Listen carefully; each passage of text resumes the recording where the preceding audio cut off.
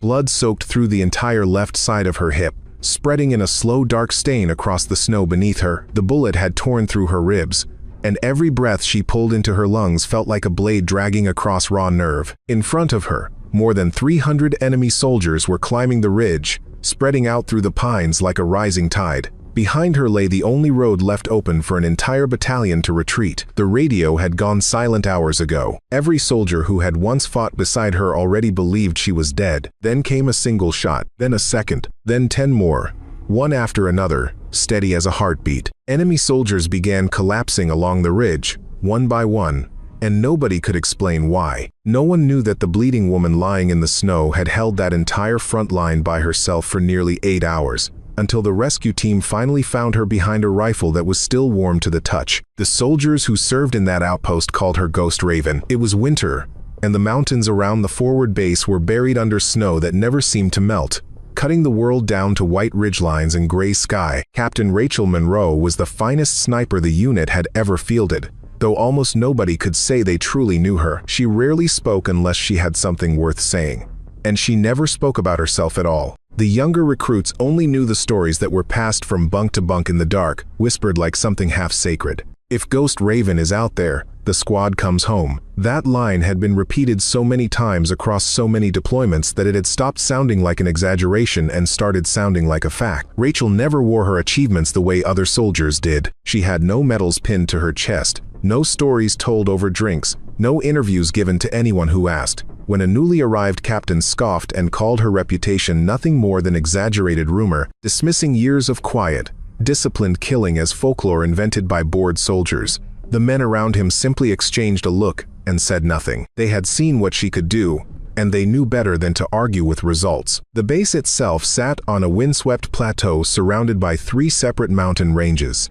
a strategic outpost that guarded one of the few reliable supply corridors through the region. Winters there were brutal even by military standards, with temperatures dropping low enough to freeze equipment solid and turn simple patrols into tests of endurance. Soldiers rotated through the post in shifts of 6 months at a time, most of them counting down the days until they could return to warmer postings elsewhere. Rachel had been stationed there far longer than anyone else, choosing to extend her deployment again and again for reasons she never fully explained to her commanding officers. Some believed she simply had nowhere else she wanted to be, no family waiting for her return, no home that called to her the way it seemed to call everyone else. Others believed the mountains themselves had become something she needed, a place harsh and unforgiving enough to match the discipline she demanded of herself every single day. Whatever the reason, her presence had become woven into the identity of the outpost itself, a fixed point around which everything else seemed to orbit. New commanding officers arrived every year or two,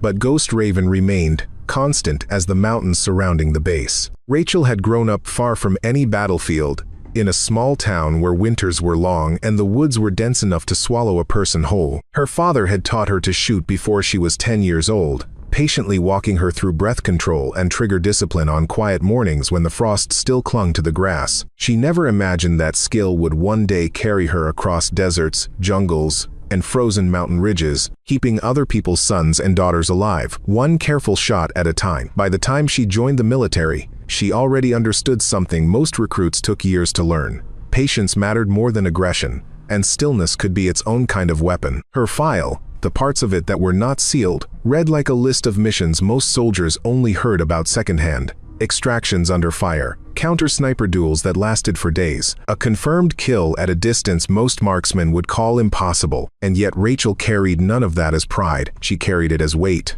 the kind that settled into the shoulders and never fully left. The kind that showed itself only in the way she scanned every room for exits, the instant she entered it, the way she slept lightly, even in the safest of barracks. An old injury from years earlier had left a permanent ache low in her back, a souvenir from a mission gone wrong that she never discussed. On cold mornings the pain flared sharp enough to steal her breath, yet she never once let it slow her down or excuse her from a single patrol. She simply adjusted, recalibrated, and kept moving forward, the way she had trained herself to do with everything else in her life. Doctors who examined her over the years had quietly recommended medical discharge more than once, citing the cumulative damage that a decade of hard deployments had left etched into her body. Rachel declined every single time, signing waivers and passing fitness evaluations through sheer force of will when her body alone might not have carried her through. She never explained her reasons to anyone who asked, though those closest to her suspected the truth ran deeper than simple stubbornness. Somewhere along the way, the mission had stopped being a job she performed and had become the only language she still knew how to speak fluently. The younger soldiers noticed these things even if she never spoke of them. They noticed how she always positioned herself near a window with a clear line of sight, how her eyes swept a room within seconds of entering it, how she carried her rifle the way other people carried their own hands, as something that had simply become part of her body. Slowly, without ever intending to, she had become the quiet center of gravity for the entire outpost, the person junior soldiers looked toward without even realizing they were doing it. Sergeant Marcus Bell, who had served alongside her for nearly 3 years, once told a newer soldier that watching Rachel prepare for a mission was like watching a machine calibrate itself. She checked her rifle twice, then a third time out of habit rather than necessity. She studied maps until the terrain existed behind her eyes, even in darkness, memorizing elevation changes and potential firing lines with the same care most people reserved for memorizing a face. Nothing about her preparation ever looked rushed, and nothing about her execution ever looked uncertain. That reputation had been built through years of missions that rarely made it into any official record accessible to soldiers below a certain rank. There had been a rescue operation in dense jungle terrain, where she held off an ambush for 6 hours while wounded soldiers were evacuated one by one. There had been a counter-sniper duel against an enemy marksman considered among the deadliest in the region, a contest of patience and nerve that ended only when Rachel outlasted him by nearly 11 hours of near-total stillness. Each mission added another layer to the legend without her ever confirming or denying a single detail. The mission that would change everything began as something almost routine. Command needed eyes on an enemy supply route running through the valley below the ridge, a simple reconnaissance task meant to confirm troop movement before the next planning cycle. 12 special operations soldiers were assigned to the patrol, moving quietly through the tree line under cover of low cloud and falling snow. Rachel went with them as designated overwatch, tasked with providing long-range support if anything went wrong along the route. For the first several hours, everything unfolded exactly as expected. The forest was silent except for the crunch of boots and fresh powder and the occasional distant hum of a vehicle engine far below. The squad leader, a steady sergeant named Marcus Bell, kept the pace deliberate and careful, checking his team's spacing every few hundred meters. Rachel took position on a rocky outcrop overlooking the valley, settling into the stillness that had always come naturally to her, letting her breathing slow until it matched the rhythm of the wind moving through the pines. The 11 soldiers moving through the trees below her were younger, most of them barely into their mid-20s, still carrying the particular kind of confidence that came from never having faced a fight they could not win. Rachel had watched enough young soldiers rotate through the outpost to recognize the signs of that confidence for what it was: a useful tool in training and a dangerous liability in the field. She kept a careful count of their positions as they moved, cross-referencing it against the terrain features she had memorized before the mission ever began. Nothing about the valley below suggested danger yet, but Rachel had learned long ago that the quietest terrain often hid the most dangerous secrets, and she kept her scope moving across the tree line with patient, methodical discipline. Through her scope, the valley looked ordinary at first, just a scattering of trucks moving along a narrow dirt road toward a supply depot in the distance. But something about the pattern felt wrong to her, a wrongness she could not immediately name but had learned over years of experience never to ignore. She adjusted her position, widened her field of view, and began counting more carefully, tracking vehicles that kept appearing from behind a ridge that should have been empty. What she found made her stomach tighten in a way it rarely did anymore. This was not a handful of supply trucks moving cargo through a quiet valley. This was an entire mechanized brigade, armored vehicles, and troop transports stretching back farther than she could see, at least 300 soldiers moving with the coordinated precision of a unit preparing for a major offensive.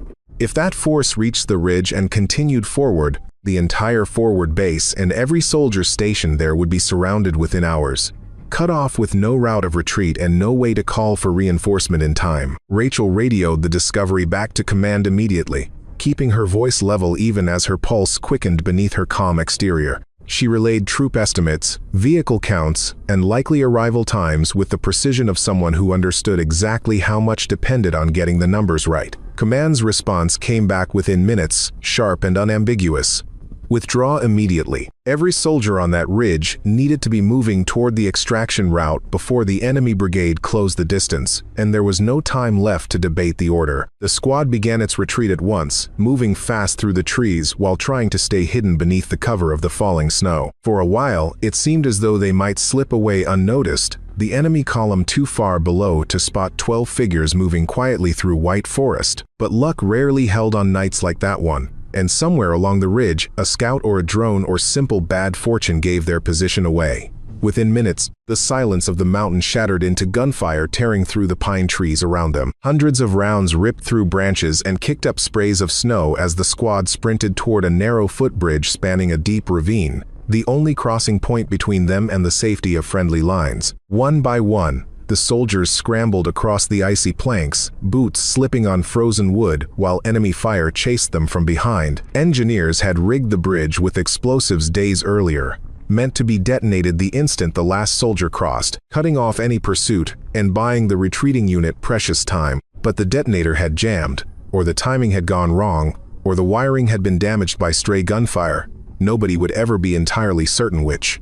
What mattered in that moment was simple and brutal. If the enemy force reached that bridge before it could be destroyed, they would pour across it in overwhelming numbers, and every soldier retreating along that route would be caught in the open with nowhere left to run. Rachel understood the mathematics of the situation faster than anyone else on that ridge. Someone needed to hold the enemy back long enough for the engineers to fix the detonator, or long enough for the rest of the squad to reach safety and call in support. The engineer working frantically at the base of the bridge, a young corporal named David Ortiz, kept shouting updates over the chaos of gunfire, insisting he needed just a few more minutes to reroute the damaged wiring. Every minute felt like an hour under those circumstances, with enemy rounds chewing through the tree line and soldiers dragging wounded comrades toward whatever cover they could find. Sergeant Bell was already coordinating the squad's fallback positions, trying to buy Ortiz the time he needed without losing anyone else in the process. It was clear to everyone present that the math simply did not favor them, not with 300 soldiers closing the distance, and only minutes of daylight remaining before the situation became unrecoverable. She looked at Sergeant Bell, who was already shaking his head before she finished speaking, already understanding exactly what she intended to do and hating every part of it. "I will hold them," she said, her voice quiet but absolute, carrying none of the fear that any reasonable person would have felt in that moment. Bell argued, insisting they find another way, insisting no single soldier could hold back a force that size for any meaningful length of time. Rachel did not argue back. She simply turned, moved back toward the tree line overlooking the enemy advance, and settled into position, leaving the rest of the squad no choice but to keep moving without her. She was alone on that ridge as the first wave of enemy soldiers crested the rise below her, dark shapes moving fast through the falling snow. Rachel took a slow breath, steadied her rifle against a fallen log, and fired the first shot of what would become an 8-hour siege that no training manual could have ever prepared her for. The bullet found its mark instantly, and the soldier in front dropped without a sound, vanishing into the white ground like he had never existed at all. From that moment forward, everything became rhythm. Fire, move, reload, fire again. She never stayed in one position long enough for the enemy to triangulate her location, shifting between outcroppings and fallen trees with a fluidity that made it look almost effortless. Though every movement cost her strength, she could not afford to lose. An entire platoon found itself pinned down along that ridge, unable to advance, convinced they were facing a coordinated sniper team rather than a single exhausted woman working alone in the snow. That confusion became her greatest weapon. Officers on the enemy side began shouting conflicting reports over their radios, certain they were under fire from multiple directions at once, certain there had to be at least 4 or 5 shooters hidden somewhere in the tree line. Rachel let them believe it. She fired from one position, then sprinted low through the brush to another vantage point 50 meters away, firing again before the enemy could even process where the first shot had originated. It was exhausting, brutal work, but it was working. Then came the moment that changed everything. A stray round, fired blindly into the tree line during a moment of panic, tore through her left side just above the hip, the impact spinning her half around before she managed to catch herself against a boulder. Pain exploded through her body in a way that made the world tilt sideways for several seconds, hot and blinding and impossible to ignore. Blood began soaking through her jacket almost instantly, dark and steady, pooling beneath her in the snow. Any ordinary person would have gone down in that moment, would have curled around the wound and waited for help that might never come. Rachel gritted her teeth, forced air back into her lungs, and kept her eye pressed against the scope. She would not leave that ridge, not while the bridge remained standing and the squad remained within reach of enemy fire.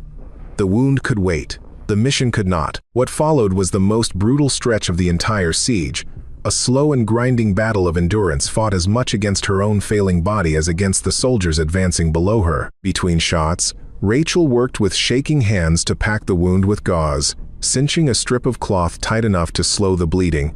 Though nothing could stop it completely, she injected herself with a dose of morphine from her medical kit, just enough to dull the worst of the pain without dulling the sharpness she needed to keep firing accurately. The cold that had once been her enemy became, in strange fashion, one of her only allies during those hours, slowing the bleeding just enough to keep her conscious even as it threatened to steal the feeling from her fingers entirely. She learned to work around the pain rather than fight it directly, breathing through each wave as it came and using the brief moments of clarity between waves to line up her next shot. Every sound on that ridge seemed magnified by the stillness of the falling snow, the crack of distant gunfire, the whine of a bullet passing too close overhead, the low murmur of enemy voices calling out positions that no longer existed by the time anyone reached them. Every few minutes she dragged herself through the snow to a new position, leaving a faint red trail behind her that she desperately hoped the enemy would not notice in the chaos of battle. The cold worked strangely in her favor and against her all at once, numbing the pain in her side just enough to keep her functional while also threatening to steal the strength from her limbs entirely. She rationed her ammunition with the discipline of someone who understood exactly how many rounds she had left and exactly how many more shots she would need to fire before this was over. The enemy adapted their tactics as the hours dragged on, growing increasingly desperate to break the deadlock holding their advance in place. A reconnaissance drone buzzed overhead, sweeping its camera across the tree line in search of the sniper who had turned an entire brigade into a stalled and frightened mess.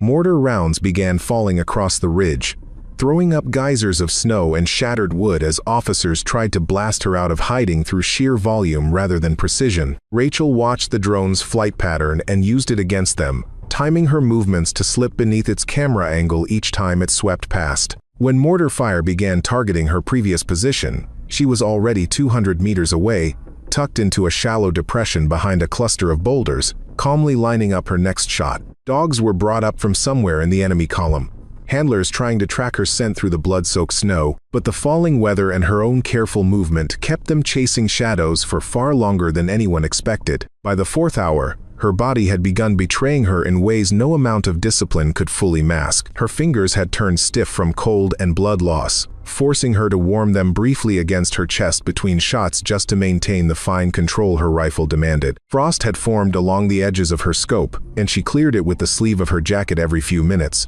aware that even a fraction of a second's delay could cost her the shot and possibly her life. She rationed sips of water from a canteen that had begun to freeze at its edges, forcing herself to stay hydrated even as every instinct told her to simply lie still and let exhaustion take over. Twice, she nearly blacked out from the combination of blood loss and cold, catching herself each time by focusing on the sound of her own heartbeat, counting the beats until her vision cleared enough to keep working. Heavy machine gun fire eventually joined the assault, tearing through the tree line in long sustained bursts meant to suppress any possible firing position along the ridge. Rachel pressed herself flat against frozen earth as bark and splinters rained down around her, wading through the worst of it before rising just long enough to put a single round through the gunner's position. The gun fell silent immediately, and for a moment the entire ridge seemed to hold its breath, uncertain what had just happened or how one shooter could keep finding targets with such devastating consistency.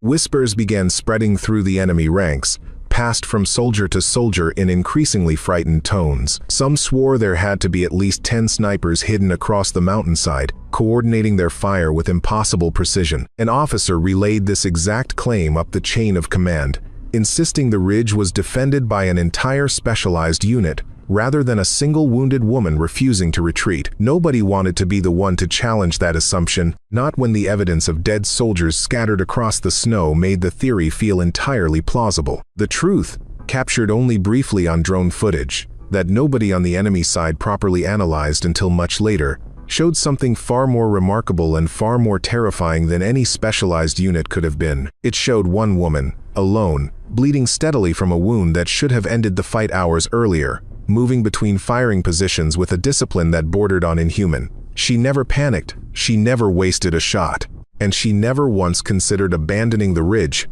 no matter how much her body begged her to. A young enemy conscript, barely out of basic training, would later tell his own commanding officer that he had watched 3 of his closest friends fall within the span of a single minute, each shot fired from a different angle, each one landing with the same terrible precision. He described the ridge as though it were haunted, insisting that no living person could account for the speed and accuracy of what he had witnessed that afternoon. His account spread quickly through the ranks below him, growing more exaggerated with each retelling, until soldiers who had never fired a single shot toward the ridge found themselves just as frightened as the ones who had faced her fire directly. That fear, more than any tactical calculation, began to work against the enemy advance in ways their commanders never anticipated. Soldiers who had marched confidently up the mountain hours earlier now hesitated at the edge of the tree line, unwilling to advance into a killing field they no longer understood. Morale that had been strong at the start of the assault began fraying at the edges,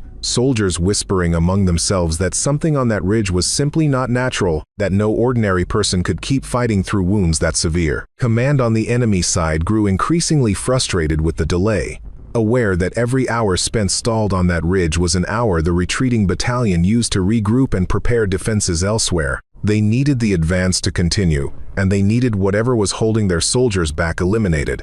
An artillery officer, positioned safely behind the front lines, began coordinating a barrage meant to clear the entire ridge with overwhelming force, confident that no single shooter could survive concentrated shelling. Rachel understood immediately what that meant the moment she spotted the artillery officer through her scope, standing at a forward observation point roughly 1,800 meters down the valley. If he successfully called in that barrage, it would not only end her resistance, it would obliterate the retreat route the battalion was still using to reach safety. There was no time to hesitate and no room for a second attempt. She had exactly one shot to make this work, at a distance most marksmen would consider a fantasy rather than a real possibility. The wind was shifting unpredictably across the valley, snow falling thick enough to distort visibility, and her hands were trembling slightly from blood loss and cold in ways that should have made the shot impossible. Rachel forced herself to slow everything down, drawing on years of training that had become as instinctive as breathing itself. She calculated wind speed by watching how the falling snow curved across her field of view. She adjusted for temperature, for the slight downward angle of the shot, for the drop a bullet would experience across nearly 2 miles of open air. In that stretch of silence before the shot, her mind drifted briefly, unbidden, to every range she had ever trained on. Every instructor who had ever told her that distance like this belonged to theory rather than practice. She thought of her father's voice from all those years earlier, calm and patient, telling her that a rifle only ever did what the person behind it asked of it, nothing more and nothing less. She pushed the thought aside as quickly as it arrived, aware that sentiment had no place in a calculation this precise, that the only thing that mattered now was the space between one heartbeat and the next. She exhaled slowly, found the space between heartbeats that every good sniper learns to live inside, and squeezed the trigger with a steadiness that defied everything her body was currently enduring. The bullet traveled for nearly 3 full seconds before it reached its target, an eternity measured in heartbeats for anyone waiting to see if the shot would land.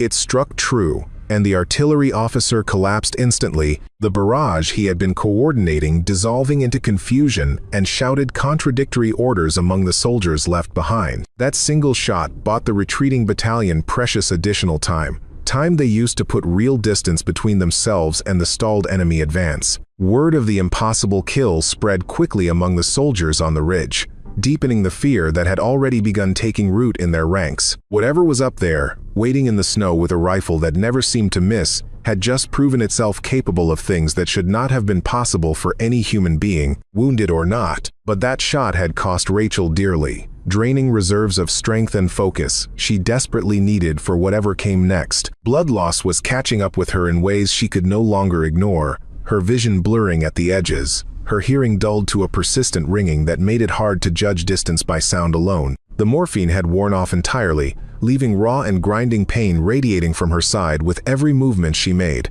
Her ammunition supply had dwindled to just a handful of rounds, forcing her to make every remaining shot count in ways that felt increasingly impossible given her deteriorating condition. The enemy, sensing weakness in the pause following that devastating shot, began organizing a coordinated push meant to finally overwhelm the ridge and eliminate whatever resistance remained there. Soldiers spread out along the tree line, preparing to advance from multiple directions at once, determined to end this standoff no matter the cost. Rachel watched them through a scope that kept sliding in and out of focus, her breathing shallow and uneven, every fiber of her body screaming for her to simply stop and let the darkness take her. She did not stop. She forced herself upright against the boulder that had become her final defensive position, checked her remaining ammunition one more time, and prepared to hold the line for as long as her body would allow. It was in that moment, against every reasonable expectation, that her radio crackled back to life, static giving way to a familiar voice calling her name across the frequency. Command had re-established contact, and the first question they asked carried a weight that made her chest tighten in a way that had nothing to do with her wound. "Ghost Raven, do you copy? Are you still alive out there?" The voice on the other end sounded almost afraid to hope for a positive answer, given how long the silence had stretched and how grim the reports from the retreating squad had made the situation sound. Rachel pressed the radio to her lips, forcing steadiness into a voice that felt increasingly distant even to herself. "They still have not crossed the bridge," she said, her words simple and direct, carrying none of the pain or exhaustion threatening to overwhelm her. That single sentence was the last transmission command received from her position for the remainder of the engagement. The radio went silent again shortly after, whether from damage, dying batteries, or something worse. Nobody on the receiving end could say for certain. What they did know was that reinforcements were finally moving, air support scrambling toward the coordinates she had provided hours earlier, ground forces racing to close the distance before it was too late to matter. The counterattack arrived just as the sun began sinking toward the western ridgeline, painting the snow in shades of orange and deep blue that felt almost too beautiful for the devastation scattered across the mountainside. Fighter aircraft swept low over the valley, forcing the enemy column into a hasty and disorganized retreat that abandoned much of their equipment along the way. Ground reinforcements pushed up the same ridge Rachel had defended alone for nearly 8 hours, and what they found waiting for them left even the most hardened soldiers among them speechless. More than 100 enemy soldiers lay scattered across the snow, many of them positioned in ways that revealed the precision and discipline behind every single shot fired. Vehicles smoked in the distance, abandoned in the chaos of the retreat, their crews having fled rather than risk another encounter with whatever had been waiting on that mountainside. The enemy brigade that had marched up that ridge with overwhelming confidence had been forced into a full withdrawal, their offensive shattered by resistance nobody could have predicted from a single wounded sniper. The reinforcements found Rachel exactly where she had made her final stand, slumped against the same boulder she had used for cover during those last desperate hours. Her hand still rested against the trigger of her rifle, frozen in position as though she had been preparing to fire one final shot even as consciousness slipped away from her. Blood had soaked through the snow around her in a wide dark circle, much of it already frozen solid in the bitter cold.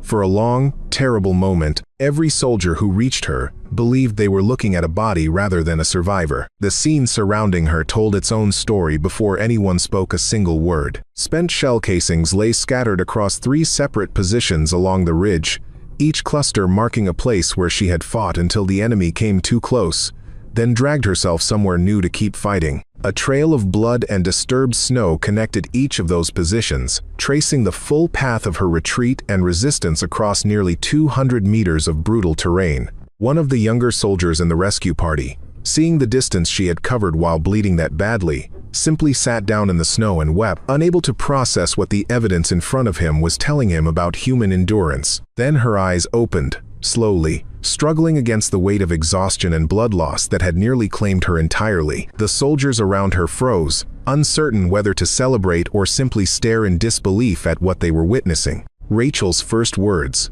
spoken in a voice barely above a whisper, were not about her own survival or her own suffering. "Did the bridge hold?" she asked, her focus even in that moment fixed entirely on the mission rather than herself. They rushed her to emergency medical care as quickly as the terrain would allow, loading her onto a stretcher while a combat medic worked frantically to stabilize the bleeding that had nearly claimed her life. The journey back to base felt impossibly long to everyone involved, each mile marked by quiet prayers from soldiers who had heard the legend of Ghost Raven for years but had never expected to see her carried out on a stretcher, barely clinging to consciousness. Doctors at the field hospital worked through the night and into the following day, fighting to repair damage that had gone untreated for far too many hours. Rachel underwent multiple surgeries over the following weeks, her body slowly healing from a wound that should have ended her fighting days entirely. Recovery was slow and often painful, filled with long stretches of physical therapy and quiet frustration as she relearned movements that had once come naturally to her. Through it all,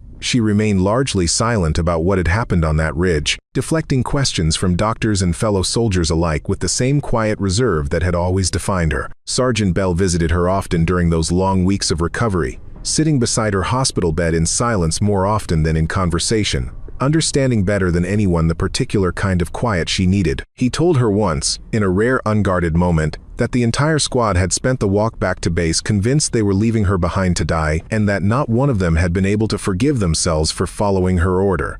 Rachel only shook her head slowly, telling him there had been nothing else for any of them to do, that the order had been the only choice that made sense given the situation. It was one of the longest conversations anyone at that hospital ever heard her have. And even then, she spoke more about the bridge holding than about anything she herself had endured. Once the mission reports were eventually declassified, the full scope of what she had accomplished became clear to everyone who read them. A single soldier had held back an advancing force of roughly 300 enemy troops entirely alone, defending a critical retreat route for nearly 8 consecutive hours despite suffering a severe combat wound early in the engagement. She had eliminated multiple high-value tactical targets, including an artillery officer at a distance most snipers would call theoretically impossible, disrupting enemy coordination at a critical moment in the battle. Her actions had allowed an entire battalion to withdraw safely to friendly territory, preventing what could easily have become a catastrophic loss of life and equipment. Military analysts studying the engagement afterward struggled to explain how one wounded soldier had managed to convince an entire enemy brigade that they were facing a coordinated sniper team rather than a single determined woman fighting through blood loss and exhaustion. The reports made clear that her decision to stay behind, made in a matter of seconds under extreme pressure, had fundamentally changed the outcome of the entire engagement. The battalion commander, who had given the original order to withdraw, later admitted, in testimony that would eventually become part of the official record, that he had fully expected to lose the entire retreating force that night. He described watching the radio go silent hour after hour, certain that silence meant the ridge had already fallen, and the enemy brigade was simply closing in behind them. When the counterattack finally arrived and confirmed the ridge had held the entire time, he said it was the first moment in his career he had ever been grateful to be proven wrong about something so completely. Word of her actions eventually reached beyond military circles, drawing interest from reporters and officials eager to turn her story into something more public, something that could be shared and celebrated widely. Rachel refused every request for an interview, declining invitations to ceremonies and press conferences with the same quiet firmness she brought to everything else in her life. When a young officer finally asked her directly why she refused to accept the recognition she had clearly earned, her answer was simple and characteristically brief. "I only did my job," she said, and nothing about her tone suggested she considered the matter open for further discussion. That single sentence, repeated quietly to anyone who pressed her on the subject, became its own kind of legend among the soldiers who had served alongside her, a final confirmation of everything they had always believed about who she truly was. She had never sought glory, and she clearly had no interest in accepting it now that circumstances had made it impossible to avoid entirely. Years later, new recruits training in sniper tactics were still brought to that same ridge overlooking the valley, walking the same ground where Rachel had once made her stand against impossible odds. Instructors would point toward the weathered boulder that had once served as her final defensive position, now marked only by the quiet indifference of returning grass and shifting snow. Do not only learn how to hit your target, the instructors would tell each new class, their voices carrying the same weight of respect that had followed Rachel's story for years. Many of those recruits would go on to serve in outposts scattered across the world, carrying that single lesson with them long after the details of the story itself had faded into something closer to myth. Some of them would face their own moments of impossible choice, standing at the edge of their own version of that snow-covered ridge, forced to decide in an instant what kind of soldier they intended to become. Few of them would ever face odds as extreme as the ones Rachel had faced that winter, but every one of them carried her example forward regardless, a quiet standard measured not in medals but in the simple willingness to stay when staying cost everything. Learn why someone bleeding out in the snow chooses to stay anyway. They would continue, letting the silence that followed settle over the young soldiers as they absorbed the full meaning behind those words. It was never really about marksmanship in the end, though her skill with a rifle had certainly become the stuff of legend among everyone who studied that engagement afterward. It was about the decision she had made in the space of a single heartbeat, choosing to stand between danger and the people counting on her, regardless of what it might cost her personally. The camera lingers on that quiet mountainside long after the story ends, the wind moving gently through pine branches that have long since forgotten the sound of gunfire. Somewhere beneath the snow, the ground still holds the memory of what happened there. A story passed down not through medals or ceremonies, but through the quiet reverence of soldiers who understood exactly what discipline, sacrifice, and courage could look like when everything else had been stripped away. The legend of Ghost Raven endures not because she sought to be remembered, but because what she did on that ridge became something worth remembering regardless of her own wishes, a symbol carried forward by every soldier who ever heard her story and understood, even briefly, what it truly meant to hold the line.